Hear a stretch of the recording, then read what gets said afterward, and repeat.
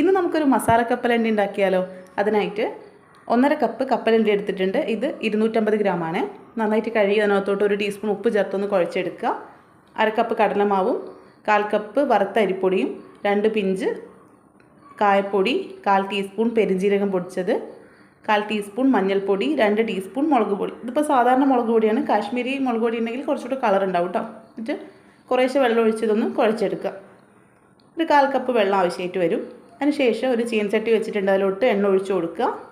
എണ്ണ ചൂടായി വരുന്ന സമയത്ത് ഒരു 2 തണ്ട് കറിവേപ്പിലയും ഒരു 5-6 അല്ലി വെളുത്തുള്ളി ചതച്ചതും കൂടെ ചേർത്ത് ഒന്ന് മൂത്ത് വരുമ്പോൾ കുറേശ്ശെയായിട്ട് ഇങ്ങനെ നുള്ളിയിട്ട് കൊടുക്കുക. നുള്ളിയിട്ട് കൊടുക്കുക. എന്നിട്ട് മീഡിയം ഫ്ലെയിമിൽ വെച്ച് നന്നായിട്ട് ഫ്രൈ ചെയ്തെടുക്കുക. ബാക്കിയുള്ളതും ഇതുപോലെ തന്നെ ചെയ്തെടുക്കുക. എളുപ്പമല്ലേ? നല്ല ടേസ്റ്റുള്ള മസാല കപ്പലണ്ടി റെഡി ആയിട്ടുണ്ട്. അപ്പോൾ നിങ്ങൾ ഇതുവരെ ചെയ്ത് നോക്കിയിട്ടില്ലേ? ചെയ്ത് നോക്കുക. വീഡിയോ ഇഷ്ടമായി ലൈക്ക് ചെയ്യുക, ഷെയർ ചെയ്യുക, സബ്സ്ക്രൈബ് ചെയ്യുക. Thanks for watching.